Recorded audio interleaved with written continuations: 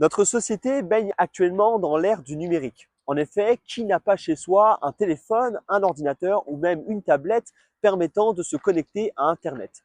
Mais saviez-vous que cette connexion exposait considérablement vos données personnelles? En effet, l'essor de la cybercriminalité ou même de la commercialisation illicite de vos données personnelles a poussé le droit à se saisir de la question.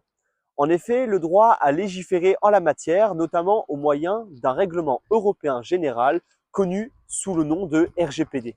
Je vous invite donc à découvrir ce qu'il en est et des règles strictes qui s'appliquent en la matière.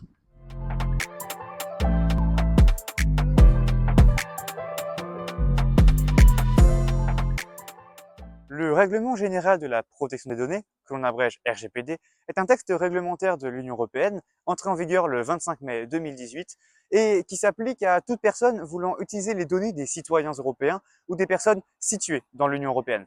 Il s'applique donc à vous et moi, citoyens, aux entreprises ou même aux États concernés.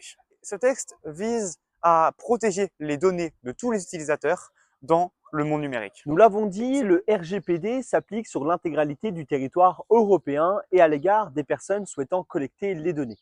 Mais concrètement, comment cela fonctionne-t-il? Il faut respecter deux conditions en la matière. La première, c'est une finalité, c'est-à-dire un objectif clair et précis pour pouvoir collecter vos données personnelles.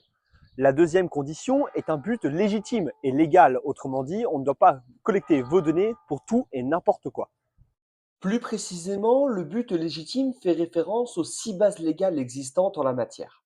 Le traitement des données personnelles doit se fonder sur l'une de ces bases, à savoir le consentement, le contrat, l'obligation légale, la sauvegarde des intérêts vitaux, l'intérêt public et les intérêts légitimes. Il appartient à l'entité qui collecte vos données de préciser sur quelle base légale il se fonde pour procéder à un tel traitement. Prenons par exemple la base légale du consentement.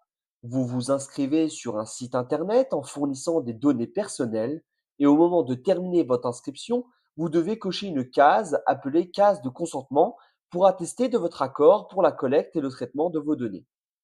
Dans la situation numéro 1, la case n'est pas précochée par le site et c'est à l'utilisateur de faire cette manipulation manuellement.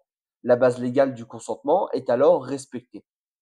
Toutefois, dans la situation numéro 2, la case de consentement est précochée par le site et l'utilisateur peut finaliser son inscription sans avoir à attester réellement de son consentement.